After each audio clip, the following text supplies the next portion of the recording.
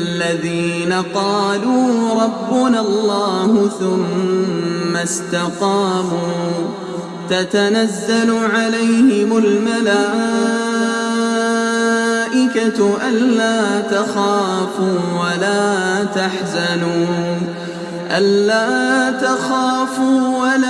تحزنوا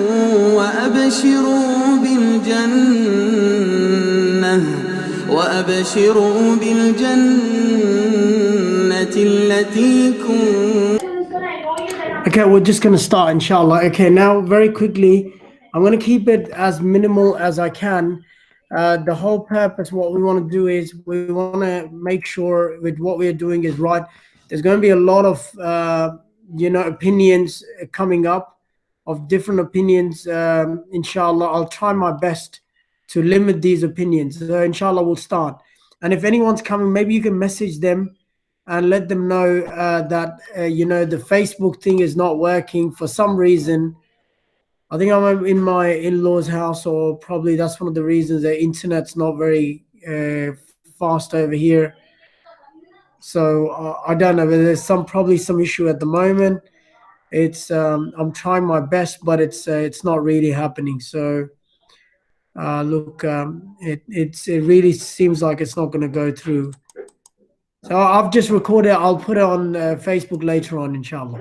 Okay, Bismillah, walhamdulillah, wassalatu wassalam ala Rasulillah, sallallahu ala nabiyyina Muhammad, wa ala alihi wa sahbihi ajma'een, bi rahmatika arhamar rahimin. So first of all, very quickly, we need to look at the kinds of zakat. And what are the categories of zakat? Today we're going to look at, what are the types of charity. I'm going to look at who gives the zakat, and also we're going to look at who pays the zakat. I'm going to look at different kinds of nisab and why there is such a great difference when it comes to nisab of silver, and why is there a big difference when it comes to the nisab of gold. What should be the criteria? How should we be paying zakat? What nisab should we be taking? And all those things, inshallah. So I will be, talking about these things in as much as details as I can. Also, we're going to talk about is zakat on superannuation? Is it on retirement funds? What's the zakat of the business? And, all those things, inshallah. We're going to jump into it. Now, the first thing, I want to start off with is the type of charities. So if you look at Islam actually speaks about three kinds of charities, two being obligatory and one being voluntary. So when Quran uses the word sadaqah, and you need to understand the word sadaqah is also interchangeable with zakat as well. It's not something that is, outside zakat or not. It's interchangeable. But in Quran, over quite a number of times, actually, Allah subhanahu wa ta'ala, maybe over 30 or even over 30 times, Allah subhanahu wa ta'ala speaks about when He says, وَأَقِيمُوا الصَّلَاةَ وَآتُوا الزَّكَاةَ. So He mentions them together. So these two ibadahs do carry, great reward. And they are mentioned together, and that's why whenever we are looking into this topic, we need to be very, very careful. A lot of people actually ignore how they calculate the zakat and the like. So we should be really, really careful how we should be calculating our zakat, because it's a really primal thing in our religion. And that's why we need to know all these basic, methods. And as every individual, we should be knowledgeable enough that we should know how to calculate our zakat. And if we don't know that, then really it's something that it's a laxity on our behalf, that we haven't educated ourselves. So we should go out of our ways, and we should definitely educate ourselves, and we should look at it, what are the things that zakat is on, and what is zakat, and who are the ones who can receive zakat. So now the three types of charities are: one is zakat, the first one that we're speaking about, and that's an obligatory zakat, and that's 2.5% over the threshold. In Arabic, the word is nisab, and over the nisab, if anyone his money reaches over the nisab, I will talk about nisab as well. In that case, he or she has to pay zakat, and then we go into the second one, which is zakatul fitr. Also, that's involved with Eid. There is only a difference of opinion if you want to pay it in cash or you want to pay it in food. And so I will discuss that opinion as well. What's that difference of opinion? We will speak about that as well. It's a very it's a fine line where the scholars have disagreed, because the Prophet never paid it in that way. So inshallah, we'll look at that as well. And now moving on to the last one, which is voluntary charity or sadaqat. This is something that we can, we can pay in to anyone, any time of the year.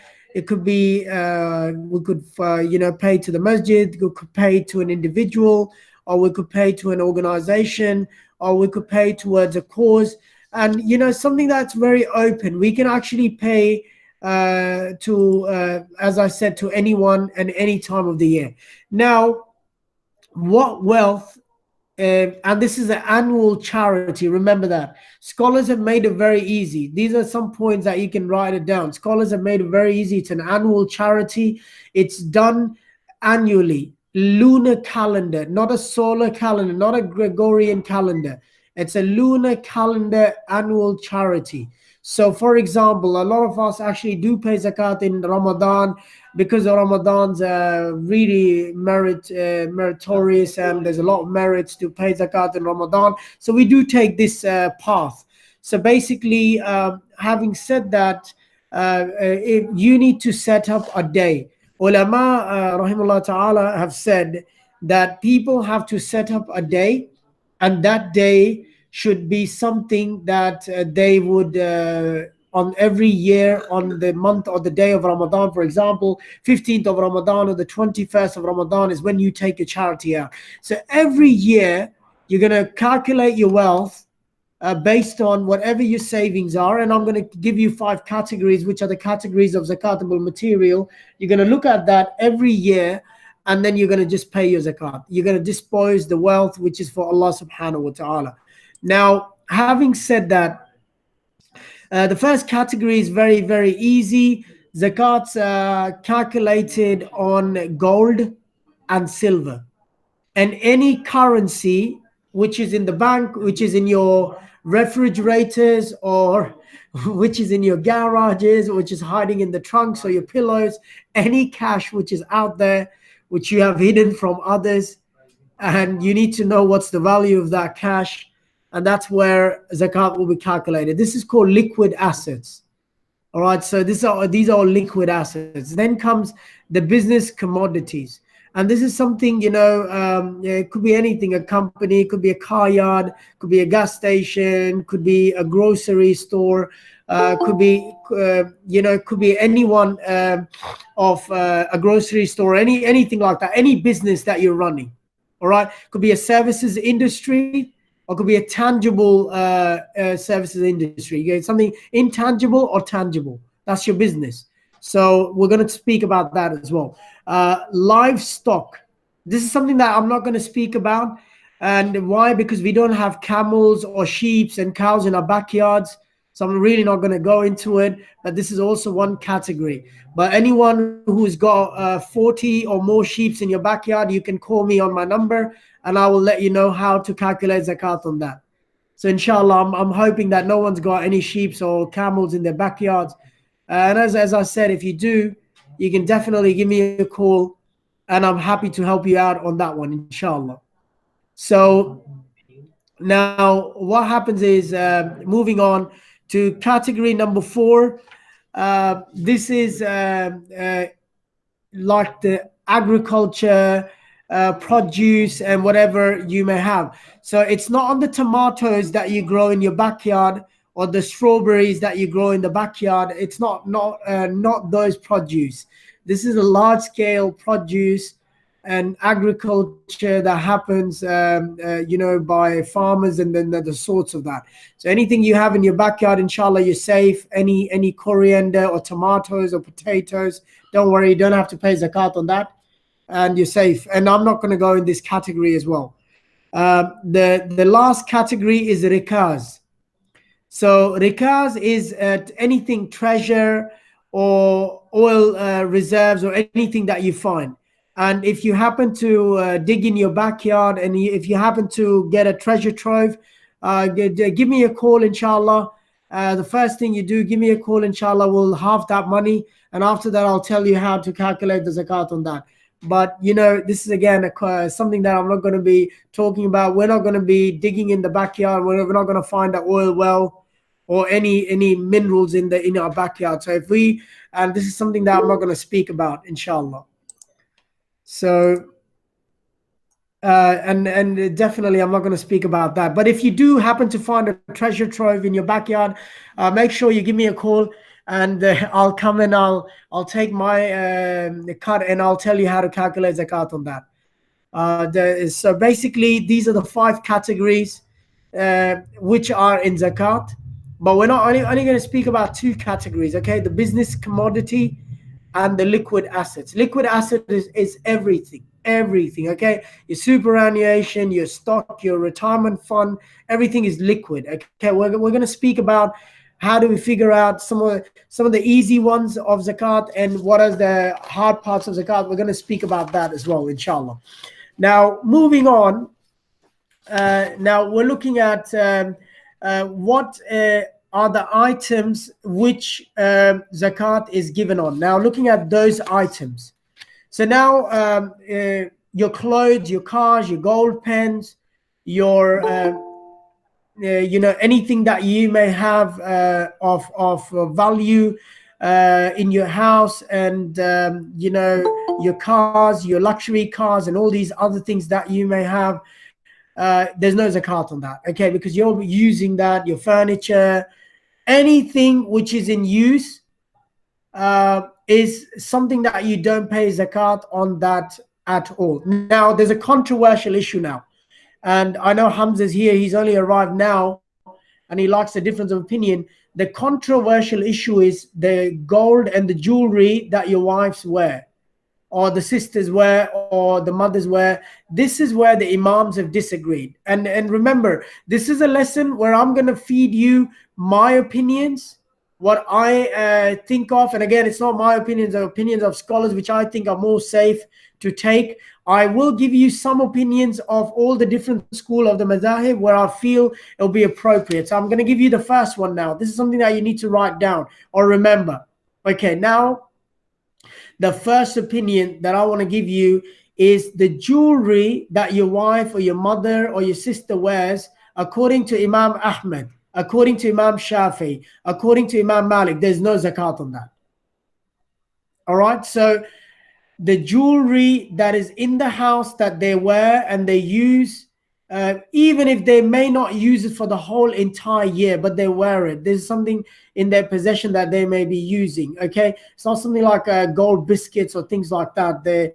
Those ones are different. Or jewelry that they wear, or probably they got on their marriage, and those kind of jewelry, all that jewelry is no zakat on that, according to Imam Ahmed, according to Imam Shafi, and according to Imam Malik. Now, Imam Hanifa takes another approach, and there is a daunting evidence for that as well. Why does he take an approach on the other side? So the Imam Hanifa says no, any jewelry, even if it may be for personal use or private use or anything like that, is zakatable, okay? And zakatable is not really a term probably you might find in a dictionary very soon, because the way we use it every now and then. So it's actually any jewelry that you may have, your wives, your sisters, your mothers may have, or your daughters may have, is zakatable. Now, you need to look at anything under 12 karat gold is not gold. You need to go to your your jewelers, and you need to find from them that is this pure gold, or is anything under 12 carat is not gold. It's just all that glitters. You've heard probably a saying in English, all that glitters is not gold. Okay, so anything above 12 carat is gold. So now, my opinion, I go with the opinion of Imam Abu Hanifa, although I'm not a Hanafi, I'm a Hanbali, but I do go with his opinion. Why? Because the hadith of Rasulullah sallallahu alaihi wasallam is very, very explicit. He entered the house of his wife Salama. He saw her with a gold necklace, and he said, did you pay zakat on that? Did you give charity on that? So basically what he was implying, that anything even that you may have, you have to give charity. So as I said, it's a very daunting evidence. Now, sisters, don't have to worry. Your pearls, your diamonds, your rubies, your emeralds, you don't have to pay any zakat on that. You don't have to worry about that. There's no zakat on that whatsoever. Now, the threshold, this is the controversial part. Again, there's a difference of opinion over here as well. Now, I need to take my phone out to do some calculation while I'm going to tell you these things. The first thing is, you probably already know, and guys, you can jump in, you can talk whenever you feel like. First thing, you already know that people, when you look at the nisab of gold and silver, you kind of like say, why is there a major difference? Like, why is it so different from the nisab of gold is so high and the nisab of silver is so high? And now Imam Council put a statement out there. We need to also look at the local Imam Council, the statements they are putting out there. This is another matter of difference of opinion, which I want you to pen down as well. And you are going to be exposed to this opinion, and it's a very, very famous opinion as well. Okay, now, sorry, I found that document. You probably already have this document. Okay, well, now if you look at the nisab of silver, according to the opinion of of the ulama, 21 ounces of silver is equal. If you've got anything over 21 ounces of silver, then you pay zakat on it. If you've got anything over 3 ounces of gold, then you pay zakat on it. Now, you must be thinking, these ounces are, what do they mean? So, but in grams, they are 87. The Imam Council actually said 85 grams. There's a slight difference how the 21 ounces come to.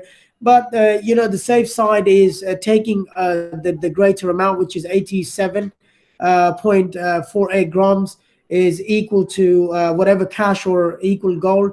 And the nisab of silver again is 612 grams, and over. Imam Council actually put 609 in there. So there is no problem with that if that's the case as well. Now, very quickly, if you were to calculate 609 grams of gold multiplied by the rate of 1 gram of silver, which is 0.789, and on the other hand, 1 gram of gold, can you please repeat the nisab? Okay, I'm gonna open a whiteboard, so I'm gonna put it over there so you guys can see it. Whiteboard online, and I'll share my screen with you on the whiteboard. There it is. Okay, I'll share my whiteboard screen with you, and so in that way you guys know.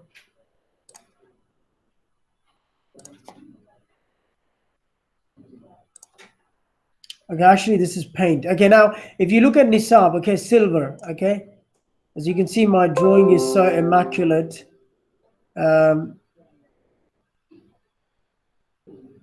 So silver is equal to 612 grams, okay?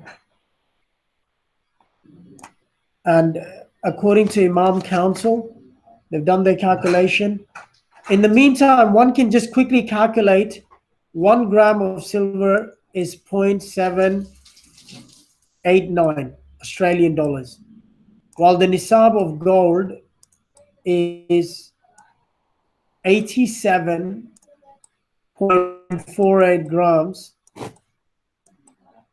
and the rate of gold, 1 gram of gold is 74.48.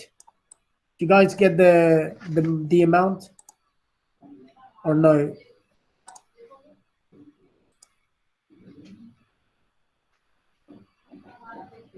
Okay, it seems like I need to open a calculator as well. Okay, so calculator. So 74.48 into 87.48. So that will be equal to $6,515. Okay, so that's the nisab. Yeah, there are different rates for different carats, you're right. But we're just taking, and that's something that your jeweler can tell you. I'm just taking an average amount just to explain you how it works. So for gold, the threshold of cash is $6,515. Just to make your life simple, I'll say 6,500. Okay, this is what I'm going to say. Now the nisab of silver is, give me one quick second. It's 612 grams of silver into point. What did we say on the wall? 789. 0.789. It's equal to 5,216. In the time of Rasulullah sallallahu alaihi wasallam, there was not much difference between the two. This basically in the time of Rasulullah sallallahu alaihi wasallam, this was equal. Why? Because 1 dinar was a gold coin, and that was equal to 10 dirhams, which was a silver coin.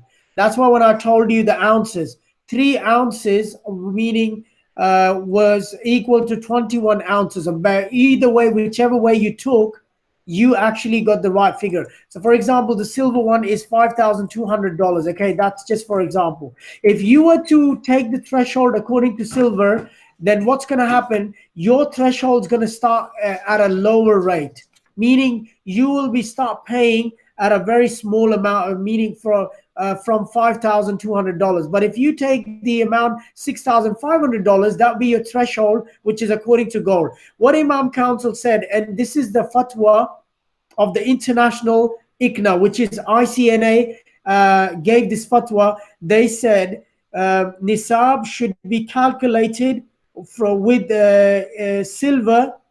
Why? Because it's in the best interest of the recipients. So basically, the people who are receiving zakat, it's in their best interest, because your zakat will start at a lower rate. That's why they say calculate your zakat at a lower rate, and that's one of the reasons they said. Okay, so I differ in this, and I go with the opinion of my sheikh, which actually, if you look at that, the price of gold and the price of sheep, the nisab of sheep is actually, although I'm not telling you what the nisab of sheep is, but I'm just giving you an example, because it makes more sense, because they are roughly the same. The price of gold, I understand, has fluctuated over the years, and it's not been the same, and silver's really hasn't caught up with it. But now silver, if you look at the nisab of silver, it's also had a rise in last few years. But if you were to speak about 2 or 3 years ago, if you guys looked at it very carefully, there was a major difference. There was a big difference between the nisab of the silver and the nisab of gold. But now it's still catching up as compared to what it was about a few years ago. So whichever way you go, it's definitely up to you. But to make it simple, if you've got gold, then get it on the nisab of gold. If you don't have gold, you only have cash, then just go with the lower amount, which is the nisab of silver. Okay, the nisab means a threshold. Any money you have with above the value of $6,500 in your savings, you are zakat eligible. You have to pay zakat.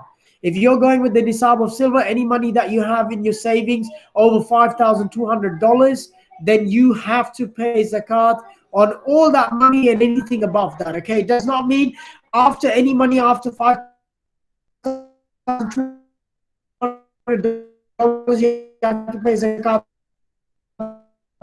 that. No, any else.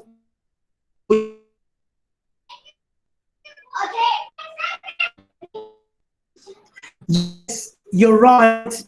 Threshold is $6,500, but it doesn't mean that threshold is exempted. Once you cross that limit, you have to pay zakat on all money, which is 2.5%. You cannot take that threshold out. It's just that threshold is to show you that you are someone who has to give zakat. Is that understood? Can someone put a thumbs up in the chat channel so I can move on?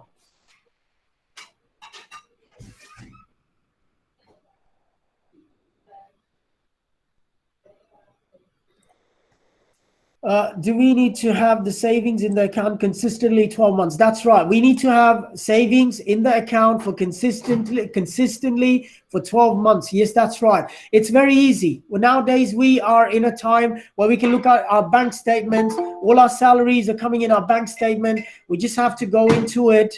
And we need to see on the 15th of Ramadan last year, what was the money that we had in saving and what's the money that we have in saving today. And it's that easy. And because we are Muslims and we love gold, sisters actually love gold, so we definitely must have gold. And we're not going to have only 85 grams of gold. We probably have necklaces which are heavier than 200 grams of gold as well. So yes, we do need to calculate. The best way to calculate, if you know a jeweler, what you need to do, go to someone, he will weigh the gold for you, even tell you what the carats of the gold are as well, and that will give you a good understanding. So what you do is you tell him to write everything down. Unless you add any gold or subtract any gold from your belongings, you can just follow that. But as I said, if you follow the Hanbali opinion or any other opinion, you start on your personal usage of gold and silver, because they have clearly said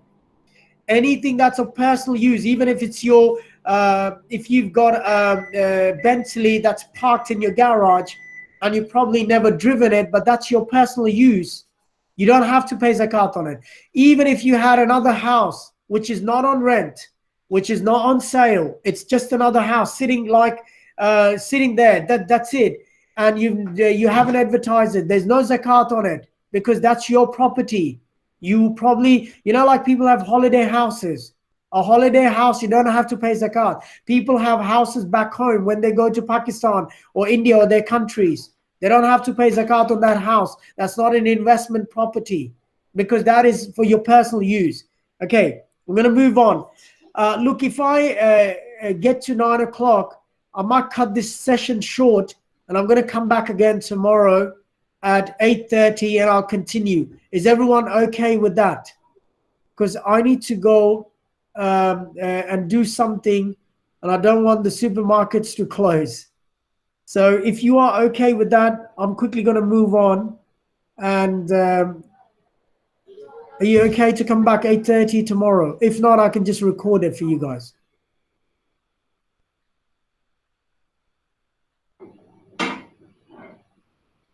I'm still waiting. Someone can just put a little thing in the chat box.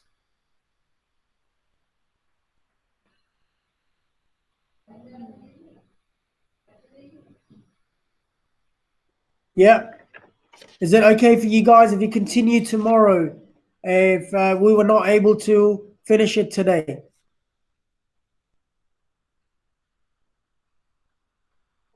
Is everyone listening? All right, sorry, inshallah. Okay. Sorry, I wasn't looking at these new comments. I believe the Hanafi view is to pay zakat on whatever amount you have on the day. The zakat is payable regardless of how long you held the money in possession for. Not really. The Hanafis also clearly say the money had to be in savings of over a year. So there is basically why it's just to make your life easy, because sometimes when you start calculating month by month, you need to look at every nitty gritty. So basically, just to make life easy, they say, oh, if you got that saving in there, just give zakat on that. And even if we pay more, it doesn't really matter. And that's one of the things that whatever stays with Allah, that's forever, and whatever stays in our pocket, that's only for a limited amount of time. So Hanafis have the same opinion. There's no difference of opinion. It's all 1 year calculation. Allah subhanahu wa ta'ala does not do zulm. Now, 8 categories very quickly. Okay. Now, 8 categories are mentioned. You can open your Qur'ans on your computer, or if you've got a Qur'an, you can open it. It's clearly mentioned in Surah Tawbah, ayah number 60. Allah subhanahu wa ta'ala mentions all of them in there. Allah says, إِنَّمَا الصَّدَقَاتُ لِلْفُقَرَاءِ وَالْمَسَاكِينِ وَالْآمِلِينَ عَلَيْهَا وَمُعَلَّفَةِ قُلُوبُهُمْ وفي الرقاب والغارمين وفي سبيل الله وابن السبيل فريدة من الله والله عليم حكيم. Allah mentions all these 8 categories in there. Now, what categories are now, you know what, in our time, just to make your life very easy, bulk of these categories are actually not relevant to me and you. For example, if you were to look at what Allah subhanahu wa ta'ala speaks about, the last one, when Allah subhanahu wa ta'ala says that wabn sabil, that the one who is away, the one who's a traveler. So travelers in our day and age have credit cards, they've got bank accounts, and so we don't have travelers who are on the back of their camel and they came into Australia. They don't have any contact with their country. In that case, if you do find a traveler like that, you can definitely give him zakat, but it's impossible. I mean, in the time of credit cards and travelers checks and debit cards, you cannot tell me that someone arrived in a country without having these funds or without having these things on him. So that's something that you're not gonna. Wafi sabilillah, again, a category very hard to find. Sabilillah is someone who's fighting in the cause of God, Allah subhanahu wa ta'ala. Very hard to find. If you know of anyone, let me know. I personally don't know of anyone. And when Allah subhanahu wa ta'ala says وَغَارِمِينَ, and so the gharimeen are the ones who are overburdened with debts. Okay, this is someone that we can definitely find. Okay, basically this could be back at home. We probably know some of our cousins and some of our family members and all these other things that we can definitely find these kind of people. Okay, so this is something that we can definitely find. Now, going back to the ayah, when Allah subhanahu wa ta'ala says وَفِرْ riqab, and so riqab, actually what it really means is to freeing a human from bondage. These are like slaves. Okay, so you've actually freed someone, and we don't have any slaves, so this is something that again we cannot work on. And then Allah says mu'allafati qulubuhum. Now these are the kuffar, or someone that you want to change their hearts or you want to win their hearts, and it's in directly speaking about the ones who are not Muslims. Very, very hard to find these ones, and this is something to fiqh. They unanimously agreed upon by the imams, has to be done by Khalifa or the leader. Me and you, we cannot decide that. So me and you, we cannot decide that. Okay, is there zakat on investment properties? Did the home mortgage affects the zakat? Okay, it does. There is zakat on investment properties. We are going to come there. You are jumping your gun. Let me just give you some of this, and then we'll come over there, inshallah. I am coming there. Don't worry. I'm going to cover that as well. So now, going back to the people who are mu'allafati qulubuhum, these ones, look, none of us are Khalifa or the leaders, and we cannot decide that, so leave it to Allah subhanahu wa ta'ala. And this is the only category that's non-Muslim, so we don't have to worry about that. Then comes another category, which is the amilin. And amilin, if you look at amilin, these are someone, those who are in charge. So basically, we do have these people in our time. These are institutions that are collecting zakat on behalf of other people like NZF, the National Zakat Fund, and all these other people there. So and then you've got lil fuqara wal masaki. These are the two categories that we are mainly concerned with in our today's class. Scholars have disagreed what is a faqir and what is a miskin. Okay, faqir is a homeless person, someone who has no property, nothing whatsoever. God forbid, he is on the streets, he has no assets. A miskin is a one who has assets. He probably may be driving a car. A miskin may be someone, look, he might have a house as well. A miskin may have an aircon running in his house as well. But a miskin may also have a threshold of gold as well, of nisab, but he's burdened with the expenses and debts, and he's not able to clear his dues and all the other things. And that's what a miskin is. Okay, this is what the simple definition of a miskin is. Faqir is someone who's just, he's a goner, like pretty much he's a pauper, like he has nothing on him. He's a beggar. And now who can we give zakat to? Now understand that, okay? This is your 5 fingers, and this is something that you need to know, okay? Actually, it's not 5. I'll count them. First is your mother, and then is your father. And you cannot give them zakat. Why? Because you have responsibility to look after them. I.e. be the daughter, I.e. be the son, okay? No matter who you are, you have responsibility to look after your father and your mother, okay? Now comes the wife. Wife cannot be given zakat. Why? Because husband has a responsibility to look after the wife, okay? You cannot give zakat to your wives. All right. Now your children, i.e. be the daughter or the son, you cannot give them zakat. It's your responsibility to look after your sons and your daughters. So you cannot give your zakat to sons, daughters, wife, mother, and father. Now you can give zakat to your brothers and your sisters and your cousins and your aunts and that's more closer to you, and you should actually start giving zakat to them. Now last week someone asked a question about wife giving zakat to husband. Wife can give zakat. According to the Hanafi school, there is a difference of opinion there, but other schools of thought, Hanbalis and Malikis, say wife can give zakat.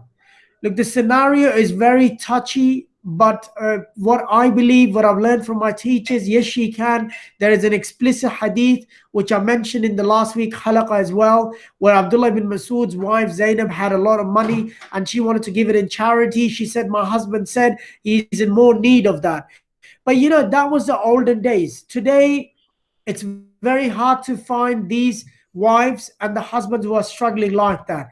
We live in an environment that you understand where wife and husband all play this game of 50-50.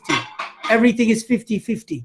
So if you're in this 50-50 game, then you know, it's a bit touchy over there. But look, if you're not in that and your wife does have money and you are struggling with money, and in that case, if your wife was to take zakat out, she could give that zakat in order to pay your debts. That will her zakat to pay your debts. She could do that, and wallahu alam. Okay, so this is something, as I said, it is allowed because a wife's responsibility is not to look after the husband. It's not her responsibility.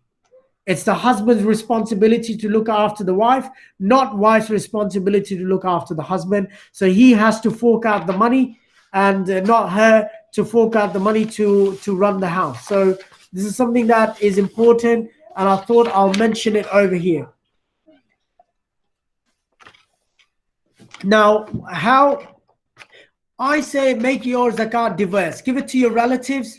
Give it internationally to causes like Kashmir and Syria and other places. And also give it to organizations, okay? Now, understand this, my brothers and sisters. Zakat cannot be given to an institution. Okay, I will explain what this means. And zakat is only given to individuals. So all these people that I've mentioned are individuals. Okay, zakat cannot be given to build a hospital. Zakat cannot be given to build an orphanage. Zakat cannot be given to build a school. Cannot be given. There are case by case. Ulamas are looking at it. But simple rule of thumb is you cannot give zakat. It has to be given to individual people. For example, you can give zakat to a lady who's going for a cancer treatment. She does not have money. You can give zakat to her for her the treatment. You can give zakat to an orphan, but you can't give zakat to an orphanage. So these are some things that you need to be very mindful.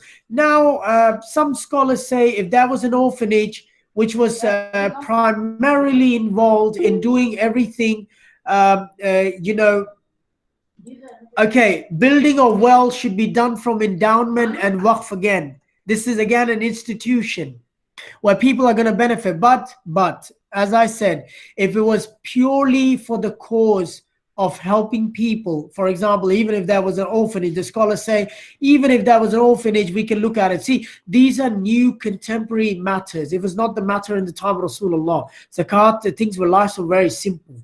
Okay, it was not in his time where they were looking for institutions and making these things. This has only come about now. There were individuals, they know the individuals, they used to dispose the zakat. In the time of Rasulullah, he would collect the zakat. And that's what's mentioned in Surah Tawbah.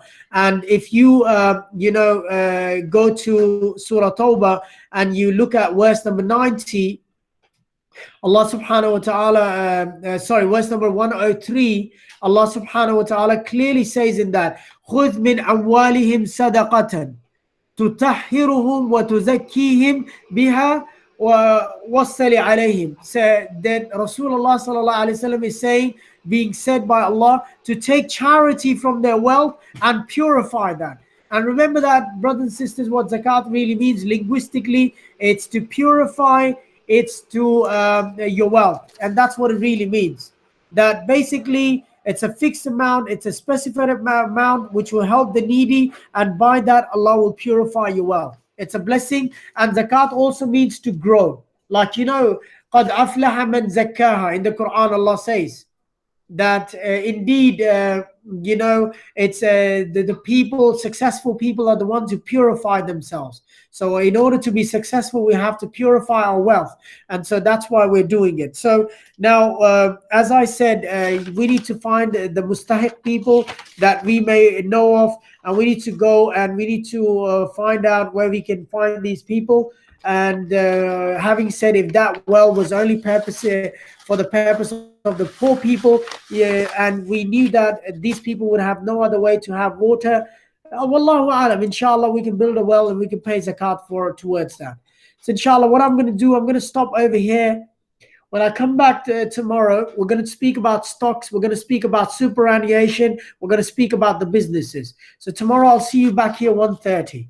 So if you got any question now, you can throw a question to me now. And if you don't, then I will be more than happy.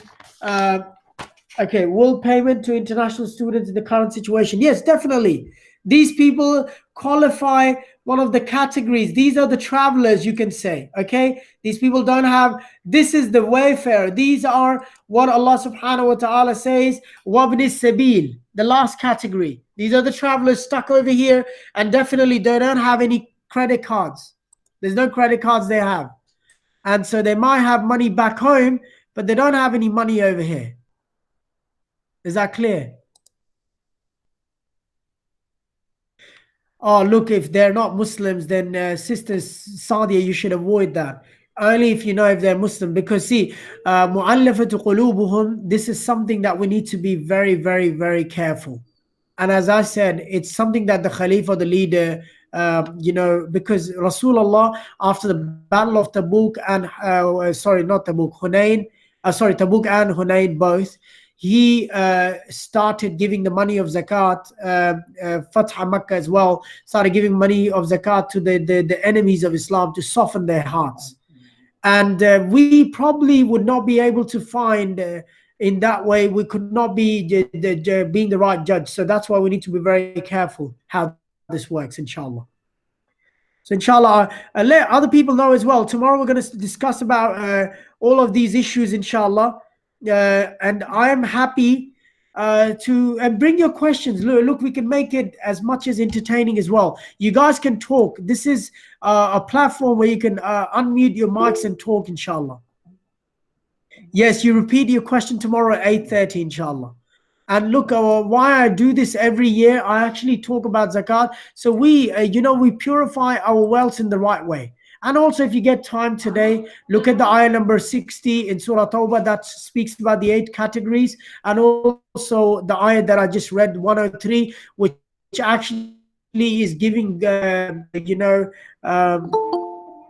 clearly an indication to Rasulullah to take zakat, inshallah.